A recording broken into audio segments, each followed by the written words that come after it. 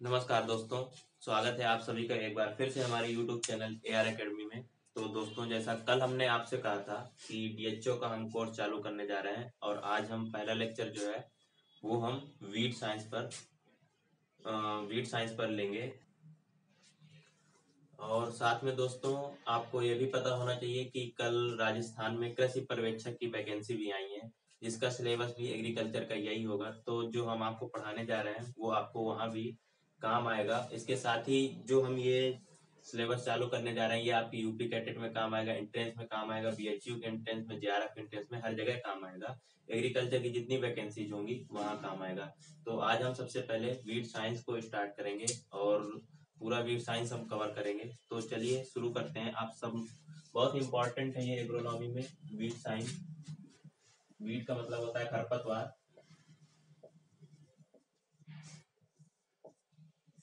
और जिसमें हम खरपतवार की स्टडी करें वो हमारा वीट साइंस कहलाएगा। जनरल सी बात है।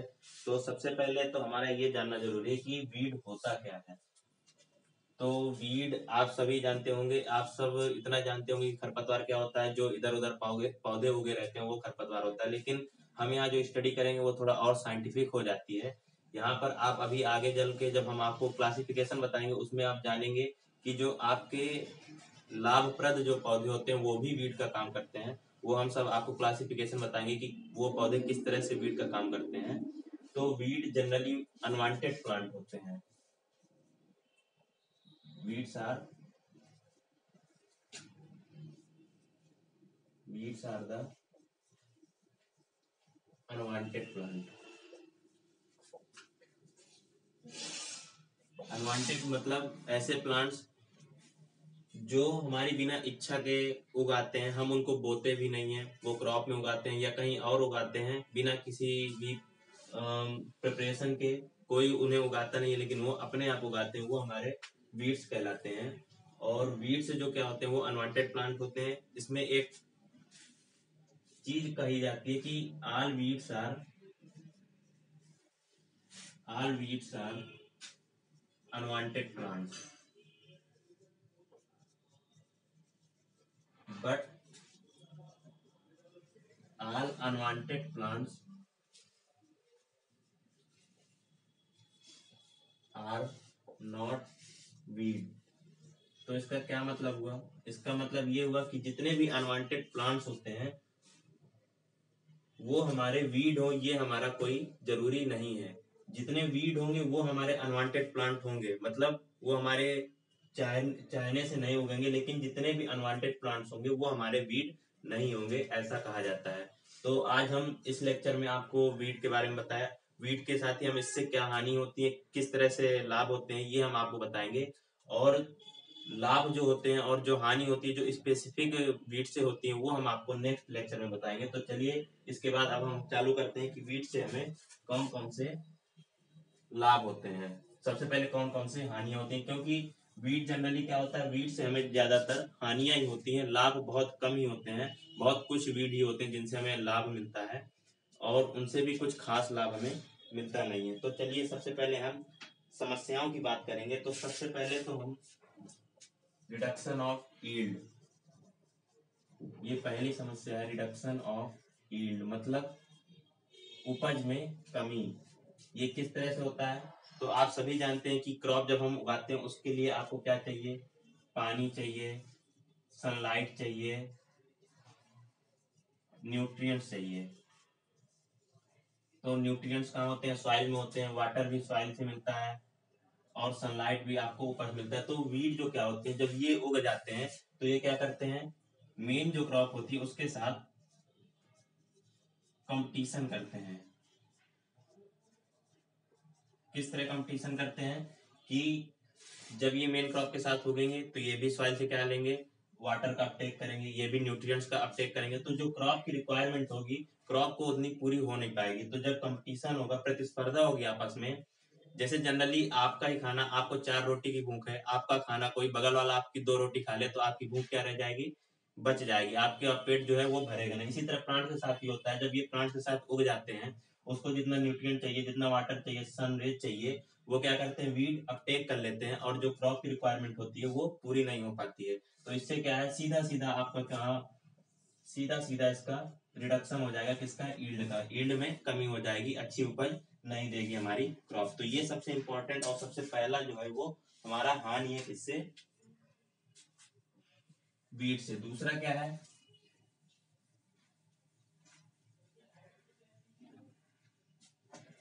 दूसरा है हमारा रिडक्शन इन क्वालिटी। जनरल सी बात है, क्वालिटी का मतलब क्या होता है कि जब आप क्वालिटी की बात करते हैं, आपने सीड साइंस में पढ़ा होगा कि सीड की क्वालिटी क्या होती है, ग्रेन की क्वालिटी क्या होती है। उसमें कोई भी इनर्ट मैटर नहीं होना चाहिए, कोई भी दूसरी क्रॉप का बीज नहीं होना चाहिए, उसमें कोई भी पत्थर के टुकड़े या मिट्टी नहीं होनी चाहिए। इन सब का ख्याल रखा जाता है जब हम क्वालिटी की बात करते हैं।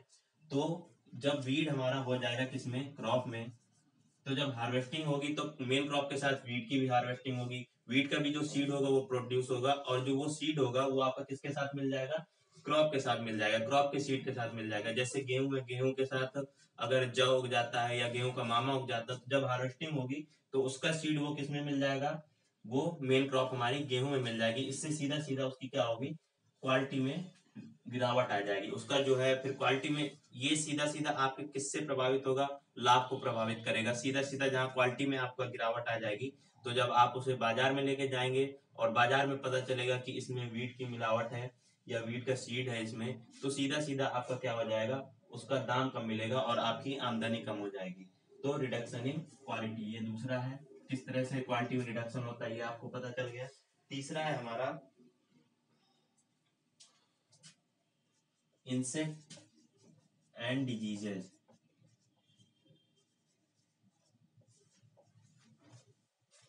जो हमारे क्या होते हैं कि वीट प्लांट होते हैं, वो क्या करते हैं, जब मेन क्रॉप के साथ उगते हैं, बहुत सारे इंसेक्ट होते हैं, बहुत सारे कीड़े होते हैं और बहुत सारी बीमारियां होती हैं जो डायरेक्ट हमारा किसमें, मेन क्रॉप में नहीं लगती है। लेकिन जब वीड उग जाते हैं, वो जो इंसेक्ट और पेस्ट होते हैं, डिजीज होती है, वो जो वीड होते हैं वो उसके लिए ससेप्टेबल होते हैं। तो जब वो बीमारी या वो कीट उस वीड में लग जाता है और वो वीड उसी क्रॉप के साथ, जो मेन हमारी क्रॉप है उसके साथ उगा होता है, तो मेन क्रॉप में भी जो है हमारा उस इंसेक्ट और पेस्ट का और डिजीज का प्रकोप हो जाता है।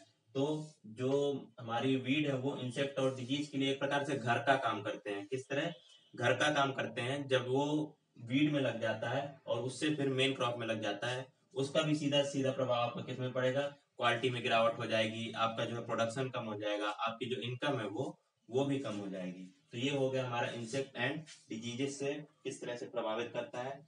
फिर है, अभी हमने आपको बताया यही कृषि उत्पादों के मूल्य में कमी, रिडक्शन इन इनकम कह सकते हैं। ये किस तरह, अभी हमने आपको बताया किस तरह से प्रभावित करेगा, हर चीज से प्रभावित करेगा। अगर इंसेक्ट पेस्ट का अगर उसमें इन्फेस्टेशन हो जाएगा तो उसकी क्वालिटी कम हो जाएगी। अगर उसमें वीट का सीड मिल जाएगा तो उसकी क्वालिटी कम हो जाएगी। और उसमें तरह तरह के इनर्ट मैटर अगर मिल गए तो उसकी क्वालिटी में क्या हो जाएगा, कमी हो जाएगी। और जब बाजार में आप उसको लेके जाएंगे तो उसकी क्या होगा, जो मूल्य है उसका वो आपको कम मिलेगा, इससे आपकी आमदनी में कमी आ जाएगी। चलिए, इसके बाद है भूमि की उत्पादकता में कमी। तो ये क्या है, रिडक्शन इन प्रोडक्टिविटी। तो सबसे पहले तो आपको ये जानना होगा कि प्रोडक्शन क्या होता है और प्रोडक्टिविटी क्या होता है। बहुत ही इंपॉर्टेंट दोनों टर्म है, प्रोडक्शन और प्रोडक्टिविटी। तो प्रोडक्शन क्या होता है, जैसे कोई फील्ड है आपकी, आपका एरिया कोई डिसाइडेड नहीं है, 1 hectare, 2 hectare, 2 hectare, 4 hectare, 5 hectare, जितना भी हो, उससे आपको जितना आपको ईल्ड मिलती है, जितनी आपकी उपज होती है, वो आपका प्रोडक्शन कहलाता है। जैसे मान लीजिए आपको मिला कितना, 40 कुंटल मिला आपको, कितना, 4 हेक्टेयर से, तो ये आपको कितना, ये क्या कहलाएगा, आपका टोटल प्रोडक्शन कितना हुआ, 40 कुंटल का। ठीक, लेकिन अगर प्रोडक्टिविटी की बात करें तो यहाँ हम बात करते हैं ईल्ड पर हेक्टेयर की। मतलब 1 हेक्टेयर में जितनी ईल्ड होगी वो हमारा कहलाता है प्रोडक्टिविटी, वो हमारी सॉइल की प्रोडक्टिविटी कहलाती है। जैसे 40 कुंटल 4 हेक्टेयर से हुआ, तो इसकी सॉइल की प्रोडक्टिविटी की बात करें अगर हम, तो वो होगा हमारा 10 कुंटल पर हेक्टेयर। तो जब क्विंटल पर हेक्टेयर या ईल्ड पर हेक्टेयर की बात करते हैं, वो हमारा होता है प्रोडक्टिविटी। तो यही यही होता है, क्या होता है, रिडक्शन इन प्रोडक्टिविटी। जो सॉइल की प्रोडक्टिविटी है उसमें कमी आ जाती है, किसकी वजह से, वीट की वजह से। जनरल सी बात है, सबसे पहले ही हमने आपको बताया था कि क्या होता है, क्रॉप में कंपटीशन बढ़ जाता है। तो क्रॉप में कंपटीशन बढ़ने की वजह से क्या होगा कि रिडक्शन किस में हो जाएगा, ईल्ड में रिडक्शन हो जाएगा। और जब ईल्ड में रिडक्शन हो जाएगा तो प्रोडक्टिविटी जो है वो सॉइल की अपने आप कम हो जाएगी। इसके साथ ही बहुत अन्य फैक्टर भी होते हैं, जैसे बहुत से वीड होते हैं वो केमिकल का क्या करते हैं, केमिकल देते हैं, जिससे क्या है सॉइल खराब होती है। बहुत से हैं जो वो सैलिनिटी बढ़ाते हैं, कुछ एसिडिटी बढ़ाते हैं। इससे क्या होता है, सॉइल में रिडक्शन होता है, और इससे भी क्या होता है, प्रोडक्टिविटी में हमारी कमी आती है जो है मेन क्रॉप में। ठीक, चलिए नेक्स्ट है हमारा मृदा के पोषक तत्वों पर प्रभाव या इफेक्ट इन न्यूट्रिएंट्स।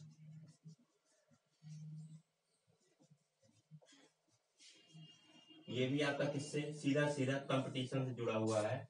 जब क्रॉप भी होगा और आपका वीड भी होगा तो दोनों क्या करेंगे, सॉइल से आपका क्या करेंगे, न्यूट्रिएंट्स का जो पोषक तत्व है उसका अपटेक करेंगे। तो हो सकता है कोई हमारा वीड हो वो ज्यादा अपटेक करता हो, उसको नाइट्रोजन की ज्यादा जरूरत हो या किसी अन्य पोषक तत्व की ज्यादा जरूरत हो, वो क्या करेगा, वो अपना अपटेक कर लेगा।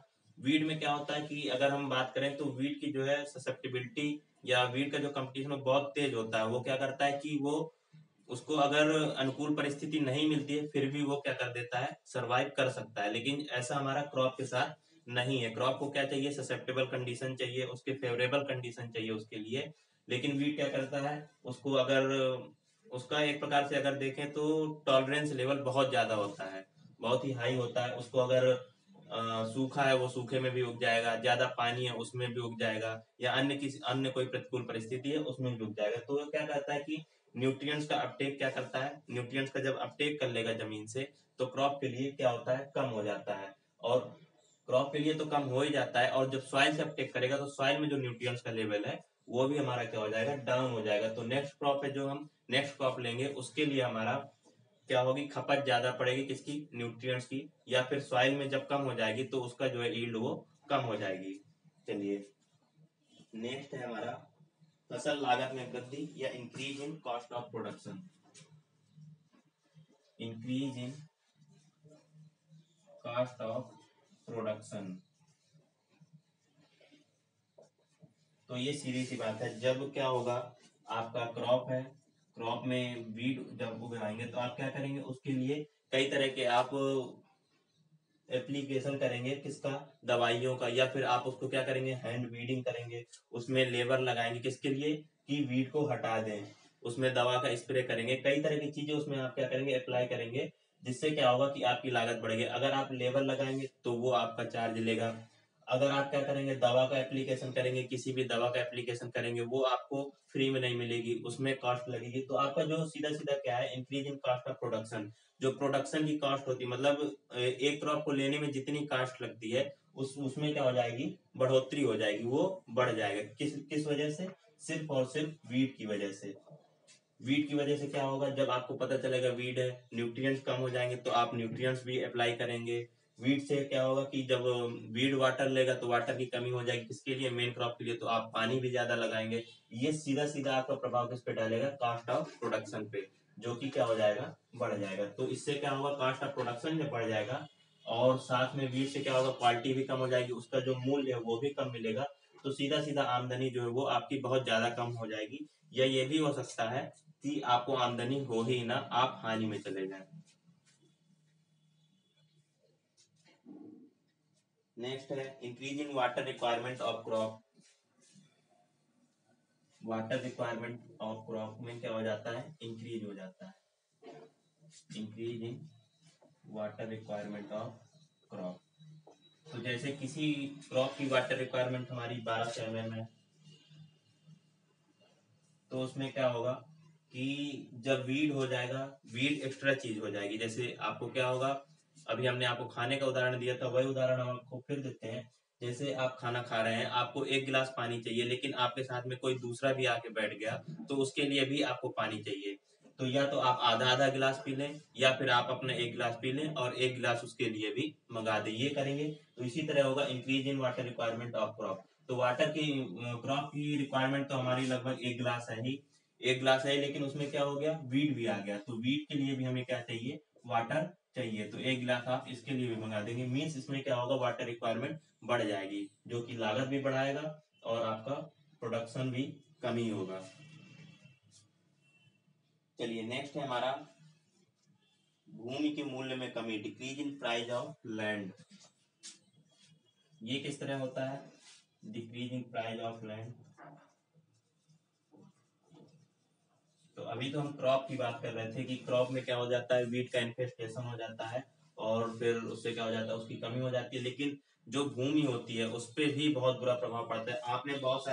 आपने क्या, दुनिया में हमारे 18 वीट ऐसे हैं जिनका इस समय पे कंट्रोल बिल्कुल ही असंभव हो चुका है। सबसे सीरियस वीड है, अगर उन वीड का क्या हो जाता है, उनका इन्फेस्टेशन हो जाता है, वो अच्छे से फैल जाते हैं, उनका प्रसार हो जाता है, तो हमारी पूरी की पूरी क्रॉप क्या हो जाती है, क्रॉप नहीं, पूरी पूरी भूमि हमारी क्या हो जाती है, खराब हो जाती है। जनरल सी बात है, जब किसी भूमि पर आप क्या करेंगे, वहां पर ज्यादा घास जमी होगी, बेकार सी घास जिसका कोई यूज नहीं है, जिसको कोई जानवर भी नहीं खा रहा, ना ही वो ह्यूमन यूज में, और ना ही हम उसे कंट्रोल कर पा रहे हैं, तो सीधा सीधा जो है वो जो लैंड होगी उसकी क्या हो जाएगी, क्वालिटी डिक्रीज हो जाएगी और उस लैंड को लेने के लिए सभी लोग मना करेंगे। तो इससे क्या हो जाएगा, उस लैंड का जो है प्राइस वो कम हो जाएगा। तो ये भी एक हमारी हानि ही है। नेक्स्ट है हमारा decrease in genetic quality of crop. ये किस तरह होता है, जेनेटिक क्वालिटी किस तरह डिक्रीज होती है, डिक्रीज इन जेनेटिक क्वालिटी। अभी हमने आपको बताया था वो हमारी फिजिकल क्वालिटी थी, मींस बाहर से देखने पर आपका सीड ग्रेन भी दिखेगा, जो मेन क्रॉप होगी उसके साथ ही वीट का सीड भी दिखेगा, वो हमारी फिजिकल क्वालिटी थी। लेकिन जेनेटिक क्वालिटी कैसे डिक्रीज होगी, तो आप सबको पता है हमारी जो क्रॉप है वो सारी की सारी हमारी सेल्फ पॉलिनेटेड नहीं है, क्रॉस पॉलिनेटेड है। क्रॉस पॉलिनेशन का मतलब क्या, कि जैसे एक पेड़ हो गया, एक में मेल फ्लावर है, एक में फीमेल फ्लावर है, और फिर इनका क्रॉस हो जाए तो वो हमारा कहलाएगा क्रॉस पॉलिनेशन। या फिर एक में ही अलग अलग है, मेल और फीमेल, मेल फीमेल, एक में मेल है एक में फीमेल है और अलग अलग हो जाए, ये मीन्स दोनों के फ्लावर अलग हैं, मेल का फ्लावर अलग है, फीमेल का अलग है, उनका क्रॉस हो जाए, वो हमारा क्रॉस पॉलिनेशन। लेकिन सेल्फ पॉलिनेशन में क्या होता है, एक ही फूल में हो सकता है मेल ऑर्गन भी हो और फीमेल भी हो और उनका फिर क्रॉस हो जाए, वो हमारा सेल्फ पॉलिनेशन होता है। तो आप सभी जानते हैं कि हमारी जो क्रॉप है वो सारी की सारी सेल्फ पॉलिनेटेड नहीं है, क्रॉस पॉलिनेटेड है। और क्रॉस पॉलिनेशन जो है वो किसके द्वारा होता है, या तो इंसेक्ट्स के द्वारा होगा, जैसे हनी बी हो गया, या फिर हवा के द्वारा होगा, एयर के द्वारा, या फिर वाटर के द्वारा। ये कई सारे फैक्टर हैं जिनके द्वारा क्रॉस पॉलिनेशन होता है। तो जब साधारण सी बात है, ये आपकी क्रॉप है, इसमें आपका क्या हो गया, वीड भी लग गया, बीच बीच में वीड हो गया। अब इनका जब पॉलिनेशन होगा, अब कीड़े को तो पता नहीं कि हमको किस पौधे पे बैठना है, कि ये क्रॉप का पौधा है, क्रॉप का फूल है, इस पर बैठना है, कीड़े को नहीं पता है ये, ना ही हवा को पता है कि ये इसका परागण है, वीड का परागण को मेन क्रॉप के परागण में नहीं डालना है। तो वो क्या करेगा, कीट इधर बैठेगा, वीड में बैठेगा, फिर वो जाके जो मेन क्रॉप है उसमें बैठेगा जाके, तो क्या हो जाएगा, इनका पॉलिनेशन हो जाएगा, परागण हो जाएगा, क्रॉस हो जाएगा। तो जो आनुवांशिक हमारी क्वालिटी है वो खराब हो जाएगी। क्यों, क्योंकि जब दूसरी चीज का परागण जाएगा उसमें तो उसकी क्वालिटी क्या होगी, डिक्रीज हो जाएगी, जेनेटिक क्वालिटी। और पता नहीं वो फिर उनका परागण हो भी कि ना हो, उनमें फल बने भी कि ना बने, ये भी होता है। तो इस तरह से हमारी क्या होती है, जेनेटिक क्वालिटी हमारी डिक्रीज हो जाती है। चलिए नेक्स्ट है हमारा loss of animal health, loss of animal health. तो बहुत सारे वीड ऐसे होते हैं जो क्या होते हैं, पॉइजनस होते हैं, जहरीले होते हैं, और बहुत सारे ऐसे होते हैं जो कांटेदार होते हैं, और बहुत सारी डिजीज कर देते हैं, जिसमें ह्यूमन में भी, ये ह्यूमन के लिए भी कह सकते हैं, एनिमल और ह्यूमन हेल्थ दोनों के लिए है ये। बहुत सारे होते हैं जो ह्यूमन हेल्थ को भी प्रभावित करते हैं, बहुत सारे होते हैं एनिमल हेल्थ को प्रभावित करते हैं। तो कई सारे होते हैं, इनसे क्या होता है कि हेल्थ प्रभावित होती है।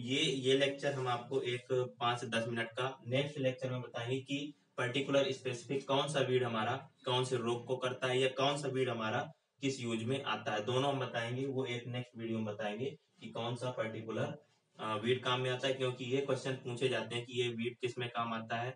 या फिर जैसे हो गया हमारा स्नैक बाइट, सांप के काटने पर कौन सा वीड का प्रयोग किया जाता है, इस तरह के क्वेश्चन आपके पूछे जाते हैं, तो वो हम आपको नेक्स्ट लेक्चर में बताएंगे। इसके बाद है जल प्रवाह में बाधा, hindrance in water flowing, hindrance in water flowing.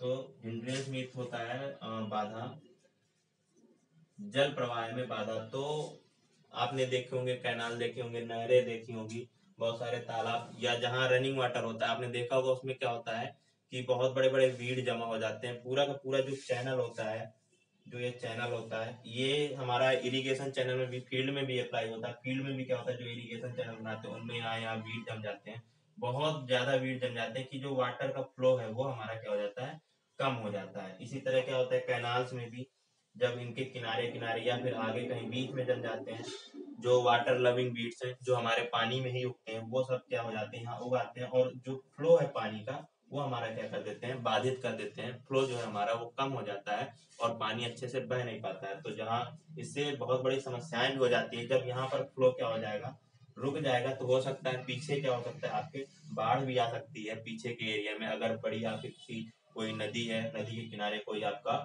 गांव वगैरह बसा है, तो इससे बहुत सारी समस्याएं भी हो सकती हैं। खेत में क्या होगा, पानी नहीं जाएगा तो आपकी क्रॉप सूख भी सकती है। इस तरह की बहुत सारी आपकी समस्याएं हो सकती हैं।